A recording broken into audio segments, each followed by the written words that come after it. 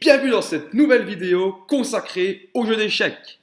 Aujourd'hui, nous continuons notre aventure, nous poursuivons sur notre lancée dans les problèmes. Nous étions arrêtés à 412 points, je pense. Donc, ici, dans cette position, les noirs jouent E5. Quel est le meilleur coup pour les blancs?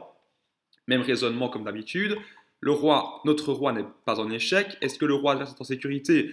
On vérifie en regardant toutes les façons de faire échec. Ici, seule possibilité pour faire échec, capturer le pion F7 avec la dame. Et on regarde que lorsqu'on le capture, ça fait mat. Les blancs gagnent par échec et mat. Suivant, donc ça c'était l'échauffement, voilà, en douceur. Ah, alors ici, même raisonnement. Est-ce que notre roi est en échec? Non. Est-ce que le roi adverse est en sécurité? Vérifions-le. Comment attaquer celui-ci? On pourrait amener notre dame en B2, échec, mais le roi pourrait manger, et il n'y a pas de suite. Ou bien amener la dame en A1, auquel cas, où va le roi? Il est bloqué par sa tour et par sa dame, et par son pion sur le côté gauche. Il ne peut pas avancer vers ma dame, évidemment, il serait toujours en échec. Ça fait mat. C'est parti. Et ça passe. Allez, on continue. Là, on est chaud, on est caliente. Ah, alors ici, ok. Si l'on observe, est-ce que notre roi est en échec? Même raisonnement, non. Comment peut-on faire échec au roi adverse, donc, dans cette position? Est-ce qu'il y a un échec qui peut amener à un moment à un mat? Observons. Quelle est la seule façon de faire échec ici? Et cette fois-ci, je vous demande, mettez la vidéo sur pause et essayez d'imaginer le réseau de maths qui va s'établir dans ce problème. A tout de suite. Alors c'est parti pour la solution. Je pense que vous avez remarqué que la seule façon de faire échec était d'amener le fou, hop, sur la case F7. Le roi ne peut pas prendre puisque le fou est défendu par la dame. D'accord. Donc où va le roi? On va dire que le roi monte du coup. Il vient ici en E7. Pour rappel, notre fou est sur la case ici, sur la case F7. Auquel cas, on amène notre dame et le roi se prend un mat en queue d'hirondelle. C'est donc un mat. Et si le roi décide à la place d'aller vers D7, donc pour rappel, notre fou est ici, eh bien, on amène notre dame et le roi adverse, le roi noir, n'aura aucune case de sortie. Vérifions cela, illustrons cela en direct afin que ça soit plus clair. Donc, fou prend échec. Ah, le problème s'arrête ici. On va vite faire une petite analyse afin que vous compreniez ce que j'expliquais. Donc, qu'est-ce qu'ils jouent les noirs ici? Voilà, ils sont gourmands, ils prennent un cavalier. Fou prend échec. Si le roi vient ici devant sa dame, eh bien dame E6, échec et mat. Et si le roi vient en E7, eh bien là c'est dame E6, ben comme tout à l'heure, échec et mat, avec le fameux mat en queue d'hirondelle. Si vous regardez, le roi n'a pas de case de fouet parce ces dernières sont occupées par ses propres pièces. Ceci étant dit, on reprend, on monte, on va essayer d'atteindre les 500 points aujourd'hui. Alors ici, inadmissible, hein. Vous voyez que le roi noir a roqué, il a fait le grand roc, mais son roc est totalement affaibli. Regardez, les pions ici ne sont plus là. Les pions B7 et A7 ne sont pas là. Le roc, il y a une brèche terrible là dans le roc. Comment faire pénétrer une pièce de notre corps dans cette brèche et lancer une attaque fatale au roi blanc? Vous l'avez compris, on fait échec avec la dame, ici en A6. On n'amène bien sûr pas la tour, hein, pas la tour en B8 parce que le roi prend ou même le cavalier peut prendre, non. C'est la dame qui vient délivrer l'échec fatal au roi noir. La brèche dans son roc aurait été mortelle pour ce roi adverse. Alors ici, alors oui, ok. Ici, c'est un échec à la découverte. Alors, au passage tout de suite, vous allez me dire, ben, pourquoi est-ce que ici les blancs décalent le roi et ils ne capturent pas le fou avec le pion? Parce que le pion est cloué. Si le pion capture le fou, la tour peut prendre le roi blanc, ce qui est interdit. Donc, le coup des blancs ici est assez légitime. Enfin, surtout que la capture du fou était interdite. Ceci étant dit, notre roi est en sécurité, bien qu'il soit toujours au centre. Après, un roi qui traîne au centre lorsque les dames ne sont plus sur l'échiquier, ça va. Ce n'est pas si grave. Faut faire attention, mais ce n'est pas si grave lorsqu'il n'y a plus les dames. Les dames ne sont plus ici, mais notre roi n'est pas en échec. Donc, est-ce que le roi adverse est en sécurité? Est-ce qu'il n'y a pas une combinaison tactique qui permettrait de mater celui-ci? Observons. Comment faire échec au roi dans cette position? Une seule possibilité, capturer avec le fou. Capturer le pion en G2, échec. fou protégé par la tour, hein, du coup. Donc, où va le roi? Le roi revient en G2. Et là, avec une combinaison d'échecs à la découverte, on mate le roi noir. Je vais montrer, ce sera plus facile. Donc, on fait échec. Normalement, on vérifie jusqu'au bout, mais pour que ce soit plus clair pour vous, je vais illustrer au fur et à mesure. Fou prend échec, et le problème s'arrête ici. On va le voir jusqu'au bout parce que c'est très très intéressant. Ça illustre à nouveau l'échec à la découverte. Regardez. Donc le roi se décale, puisque le pion ne peut pas capturer le fou. Alors le fou prend. Seule possibilité pour le roi, venir en G1. Et là, regardez la puissance de la découverte. On a une tour qui braque sur le roi. Mais notre fou, en fait, camoufle l'attaque de la tour. Mais du coup, si notre fou vient à bouger, l'attaque de notre tour se dévoilera dans toute sa splendeur sur le roi blanc. Donc du coup, on pourrait décaler notre fou, par exemple, ici, en H3. Mais regardez, si on met le fou en H3, le roi, donc est mis en échec par la tour, mais le roi, du coup, conserve cette case H1 pour se réfugier. Ce qu'il faudrait, c'est décaler notre fou, quelque part, pour que la tour dévoile son attaque sur le roi blanc, mais que ce fou-là, en se décalant, contrôle la case H1 pour éviter toute case de fuite pour le roi blanc. Où le fou pourrait-il aller pour justement continuer à contrôler cette case H1? Il ne peut pas aller en H3. S'il va en H3, il ne contrôle pas la case ici en H1 qui clignote. Par contre, regardez, si le fou recule d'une simple case comme ceci, il dévoile l'attaque de la tour sur le roi blanc, il contrôle la seule case de fuite du roi blanc, le roi blanc n'a plus de case, seule possibilité pour parer l'échec, amener le fou des blancs, le fou de case noire, pour justement parer l'échec, interposer une pièce entre le roi et la tour, mais par après la tour capture, et là c'est échec et mat. Le roi n'a aucune case de fouette, on ne peut plus rien parer entre ce roi et la tour qui attaque, c'est mat. Très beau mat, qui illustre à merveille la puissance d'une belle attaque à la découverte. Alors ici, ah oui ok, c'est un petit peu plus technique. Donc, on pourrait penser mat du couloir. Sauf que les noirs ont été prévoyants, ils ont laissé une belle case de fuite pour le roi. Mais est-ce que le roi est en sécurité pour autant? Si l'on observe, une tour qui est adresse placée ici en B8 ne laisserait que la case E7 pour le roi. F7 plutôt. Hein, le roi n'aurait aucune autre case pour s'échapper. Mais regardons, observons, nous voyons que le fou, notre fou de case noire, tape, jette un œil sur la case F8. Dès lors, on met en échec le roi adverse avec notre tour, en B8. Seule possibilité, amener le roi en F7. C'est le seul coup légal, les blancs n'ont que ça à jouer pour sauver le roi. Après, nous pourrions poursuivre les échecs en amenant notre tour en F8. On harcèle le roi noir. Mais où va-t-il après? Il n'a pas de case de fuite.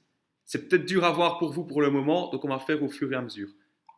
Tour B8, échec. Seule possibilité, faire quitter le roi de la 8e rangée. La tour vient ici en F8 et c'est mat. Tour protégé par le fou, donc le roi ne peut pas prendre la tour. Le roi ne peut pas s'échapper sur le côté parce que le fou contrôle la case, vous le voyez. Et surtout notre pion, ici notre stupide pion, entre guillemets, même si on n'insulte pas un pion aussi fort, mais un stupide pion bien placé en F5 qui bloque complètement les précieuses cases de fuite E6 et G6 du roi noir. Ça fait mat, un mat avec des petites pièces. Pas de dame dans ce mat, une tour, un fou et un magnifique pion. On continue, les 458 points, on va monter. Alors ici, qu'est-ce que ça raconte de bon? Ah oui, ok. Alors déjà ici, il y a une belle observation. Nous avons un roi, notre roi est en sécurité, ok. Le roi noir est bloqué sur la 8e rangée. 8e rangée qui n'est pas défendue réellement, puisque la tour n'arrive pas à contrôler la rangée à cause du fou qui gêne. Et le roi ne peut pas s'échapper en G7 à cause du fou qui contrôle. Donc on a un roi en fait vraiment bloqué sur la 8e rangée. Vous avez un roi bloqué sur une rangée, vous regardez comment vous pouvez attaquer cette rangée en question, surtout si celle-ci n'est pas défendue. Comment pouvons-nous placer une pièce lourde égale dame ou tour, sur cette 8e rangée? Quelle pièce pourrions-nous amener comme pièce lourde? Eh bien, vous l'avez vu, je pense, notre tour. Notre tour vient échec. Le roi ne peut pas rester sur la rangée, il ne peut pas s'échapper non plus. Seule possibilité pour parer l'échec, amener la tour noire, auquel cas, notre tour peut tout simplement reprendre, protégé par le fou, et ça fait mat, un mat tout en douceur, tout en élégance, donc on vérifie. Voilà, le problème s'arrête ici, mais si la tour était revenue, notre tour aurait pris, protégé par le fou, ça aurait fait un magnifique mat. Alors c'est parti, on continue. Alors là, c'est le roi noir qui est beaucoup trop ambitieux. Alors attention quand même, hein. Les noirs sont ambitieux, un peu trop, mais il y a de l'ambition quand même. Quelle est la menace des noirs? Si c'était aux noirs de jouer maintenant, qu'est-ce qu'ils joueraient? Ils amèneraient leur tour sur la première rangée. Notre roi ne pourrait pas rester sur la première rangée, du coup, n'aurait aucune case de fuite, parce que le roi noir contrôle les cases de fuite du roi blanc. Et notre tour devrait revenir pour parer, mais les noirs recaptureraient, et notre roi serait mat. Et dans cette position, c'est aux blancs de jouer. Et les noirs semblent l'avoir oublié. Comment est-ce qu'on défend? Oui, vous allez me dire, notre roi est en danger sur la première rangée, on peut peut-être le décaler pour lui offrir une case de fuite, on peut en prévention d'une arrivée d'une tour adverse sur la première rangée, amener notre tour à nous sur cette première rangée pour la défendre. Mais vous voyez, dans ce que je vous explique, on pourrait amener notre tour sur la première rangée pour défendre, on pourrait en mesure de prévention décaler notre roi pour lui permettre de s'échapper. Vous voyez, on est dans le système de défense, défense, défense. Aux échecs, la meilleure défense, c'est l'attaque. C'est à nous de jouer et on va attaquer. Et cette attaque sera payante. Comment attaquer le roi noir dans cette position? Nous avons un roi noir qui certes se prépare à mettre, avec l'aide de sa tour, notre roi blanc en échec et mat, mais ce roi noir, justement, s'est aventuré dangereusement dans notre camp. Trop dangereusement. Il faut punir.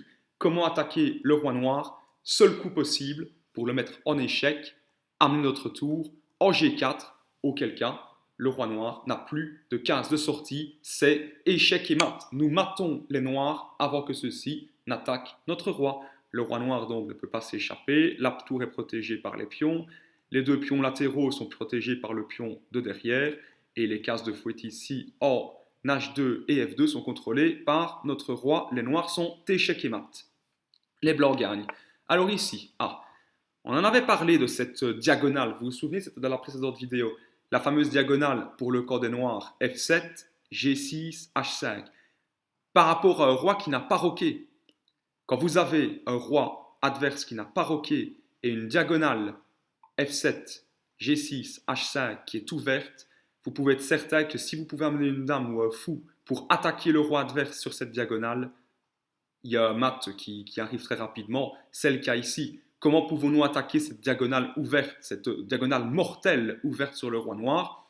On pourra amener notre fou, mais le roi alors, le roi capture, et par après il n'y a pas de suite, hein, même si notre dame vient jouer les troubles faits ici, il y a la dame qui peut venir parer, protégée par le cavalier. Donc bref, vous avez compris, ce n'est pas le fou qui va délivrer l'échec, mais la dame. Dame G6, échec, seule possibilité d'écaler le roi, puisque le roi ne peut pas s'échapper à cause du fou qui contrôle. Et là, un beau baiser de la mort comme on l'aime, la dame vient embrasser le roi adverse sur le bord de l'échiquier, protégé par son fou. Le roi noir est étouffé par ce baiser de la mort. Alors ici, je pense que vous l'avez vu, ça se voit tout de suite, c'est une belle illustration, une belle suite. Vous pouvez mettre la vidéo sur pause. Quel est le coup gagnant instantané pour les blancs dans cette position? Oui, vous l'avez vu, la diagonale est ouverte, pas de pièce qui protège, Notre-Dame arrive, le roi est mis échec et mat sur cette diagonale que les noirs ont laissée de façon hasardeuse, ouverte, dans une mauvaise situation. Alors ici, c'est un petit peu le même concept. Alors, notre roi est en sécurité? Oui, d'accord, il est sur la première rangée, protégé par notre tour, donc il n'y a pas d'entrée de la dame, donc pas de souci. Est-ce que le roi noir est en sécurité? Non. Qu'est-ce qui me fait dire qu'il n'est pas en sécurité? Alors je pense que c'était dans la première vidéo sur les problèmes aux échecs que j'avais parlé de ça. Un roi adverse qui n'a pas de case est un roi qui n'est pas en sécurité. Pourquoi est-ce qu'il n'a pas de case? Donc du coup, la tour, alors sa tour ici, le pion, le bloc des cases évidemment, et notre fou, ce fou magnifique, ce sniper vient trancher la grande diagonale noire et bloquer toutes les cases du roi adverse. Le roi donc ici n'a aucune case de fuite, si vous voulez, s'il venait être mis en échec. Dès lors, on regarde comment faire échec. Seule façon de faire échec ici, amener Notre-Dame. Et là, vous voyez la puissance de ce fou qui bloque cette précieuse case de fuite en H8 du roi noir. Les noirs sont obligés de parer l'échec avec leur dame et derrière, nous sommes sans pitié. Nous croquons cette dame à pleines dents pour mettre le roi noir échec et mat et gagner la partie. Alors, ce qui est magnifique aussi, ce qui est fantastique, c'est que nous finissons à 500 points tout pile. Voilà, c'est symbolique. Avec cette fois-ci, vous voyez, nous commençons, même pas, nous sommes sortis des maths du couloir assez simple. Nous commençons à nous plonger dans cette fameuse diagonale F7, G6, H5 pour les noirs qui, quand elle est affaiblie, amène très facilement à un mat. Et ici, nous voyons en fait la puissance des pièces mineures, cavalier ou fou, ici en l'occurrence, bien placées sur l'échiquier. Voilà. J'espère que cette vidéo vous aura plu, qu'elle sera pédagogique pour vous et surtout qu'elle vous permettra de progresser aux échecs. Je vous dis à très vite pour la suite de la résolution des problèmes. À très vite. Ciao.